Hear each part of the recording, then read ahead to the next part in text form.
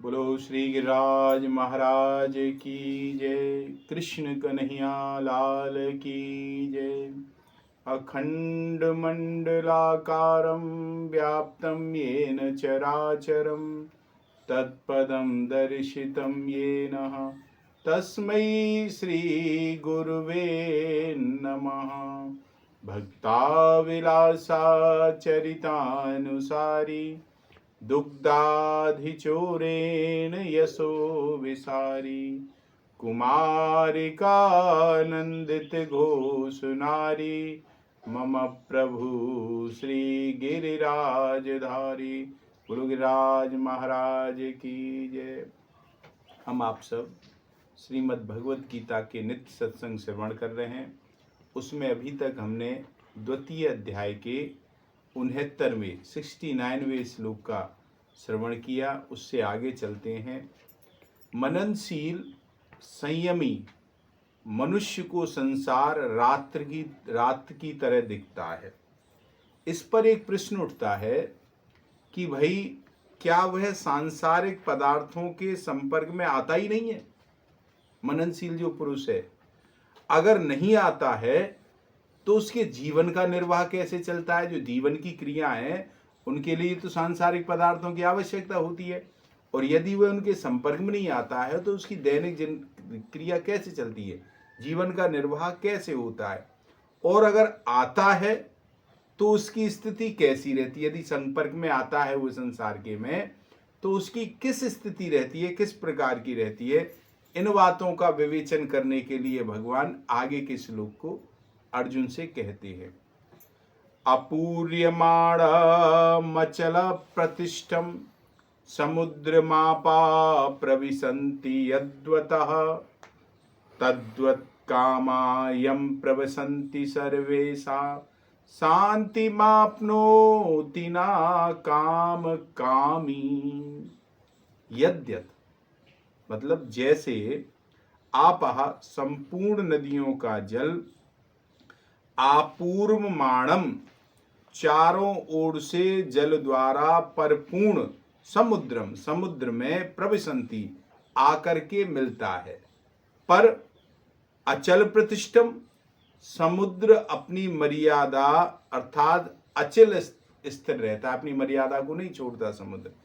तद्वत् ऐसे ही सर्वे कामः संपूर्ण भोग पदार्थ यमा जिस संयमी मनुष्य को विकार उत्पन्न किए बिना ही प्रविशन्ति प्राप्त होते हैं, सा वह मनुष्य शांतिम परम शांति को आपनोति काम काम ही प्राप्त होता है, भोगों की कामना वाला नहीं रहता वो। ये यहाँ कहते हैं महाराज, आपूर्य मांड मचल प्रतिष्ठम समुद्र मापा प्रविशन्ति ही। इसका भाव यह है कि वर्षा काल में जब वर्षा होती है तो नदियों और नदों का जल बहुत बढ़ जाता है बरसात में महाराज, और कई नदियों में तो बाढ़ तक आ जाती है बरसात में, आप देखते हो। परंतु जब वह जल चारों ओर से जल द्वारा परिपूर्ण समुद्र में जाकर के मिलता है, तब समुद्र नहीं बढ़ता उस जल से। समुद्र तो जैसा रहता है वैसा ही अपनी मर्यादा में ही रहता है, समुद्र अपनी मर्यादा नहीं छोड़ता महाराज। परंतु जब गर्मी के दिनों में नदियों और नदों का जल बहुत कम हो जाता है, तब समुद्र घटता भी नहीं है, तब भी समुद्र वैसा ही रहता है। तात्पर्य क्या हुआ कि नदियों का जल ज्यादा आने से अथवा कम होने से वह बड़ा नल जो जल में पैदा होने वाली अग्नि और सूर्य के द्वारा जल का जो शोषण होता है, उनसे समुद्र पर कोई फर्क नहीं पड़ता, ना वह घटता है ना वह बढ़ता है महाराज।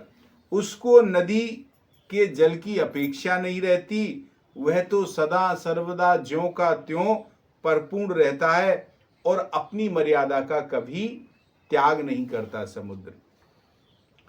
तद्वत् कामा यम प्रवसन्ति सर्वे सा संति मापनोति। यहाँ कामा पद कामनाओं का वाचक नहीं है, प्रत्युत प्रस्तुत जिन पदार्थों की कामना की जाती है उन भोग पदार्थों का वाचक यहाँ कामा शब्द है महाराज। ऐसे ही संसार के संपूर्ण भोग, जैसे समुद्र विचलित नहीं होता, ऐसे ही संसार के संपूर्ण भोग तत्वों को जानने वाला संयमी मनुष्य को प्राप्त होते हैं और उसके सामने आते हैं, पर वे उसके कहे जाने वाले शरीर और अंतःकरण में सुख दुख रूप विकार पैदा नहीं कर सकते। अतः वह परम शांति को प्राप्त रहता है। संयमी पुरुष, उसकी जो शांति है वह इन पदार्थों के कारण नहीं है, परम तत्व के कारण उसकी शांति है महाराज। उसकी जो शांति परम तत्व के कारण है उन्हीं के है, भोग पदार्थों के कारण से नहीं है। गीता के दूसरे अध्याय का 46वां श्लोक में भी यही बताया गया है। यहाँ जो समुद्र और नदियों के जल का जो दृष्टांत दिया गया है वह स्थित प्रज्ञ संयमी मनुष्य के विषय में पूरा पूरा सही नहीं बैठता है।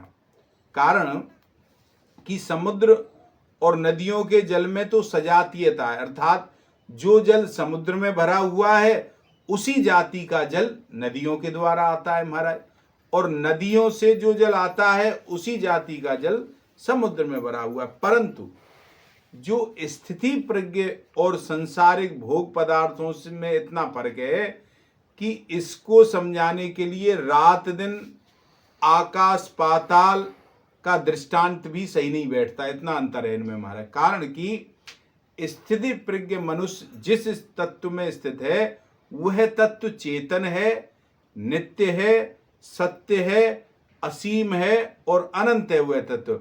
और संसारिक भोग पदार्थ जड़ हैं, अनित्य हैं, असत हैं और सीमित हैं, एक ना एक दिन नष्ट होने वाले हैं महाराज। इतना अंतर इनमें है।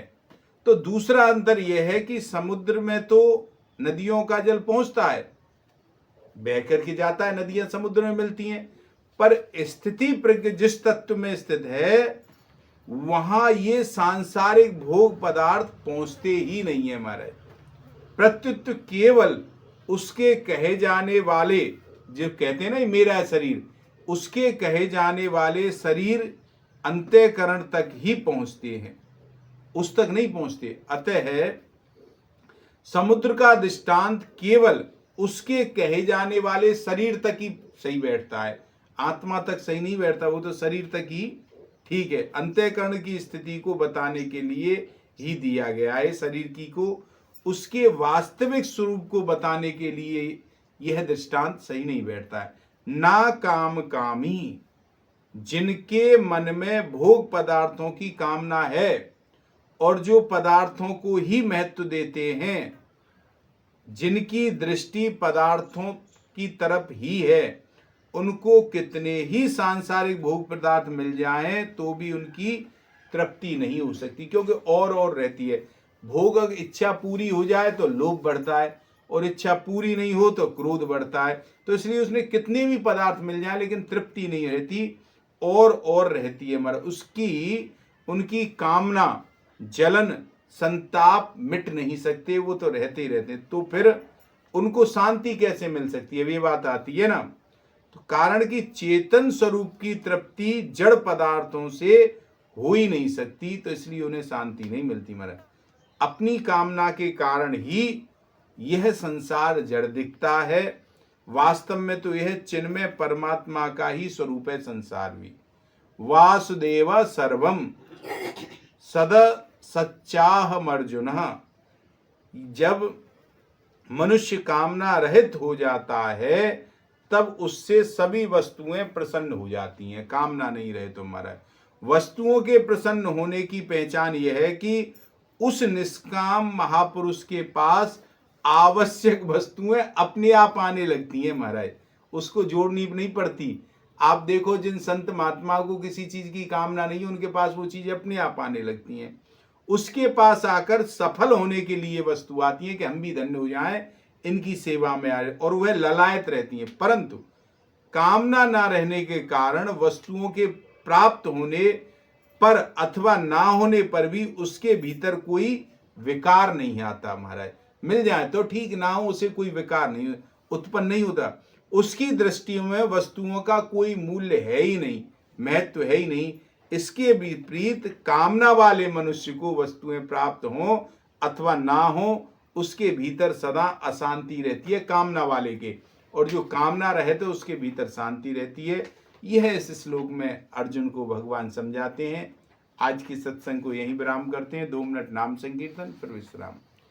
राधे राधे गोविंद गोविंद राधे, राधे राधे गोविंद गोविंद राधे, राधे राधे गोविंद गोविंद राधे, राधे राधे गोविंद गोविंद राधे, राधे राधे गोविंद गोविंद राधे, राधे राधे गोविंद गोविंद राधे।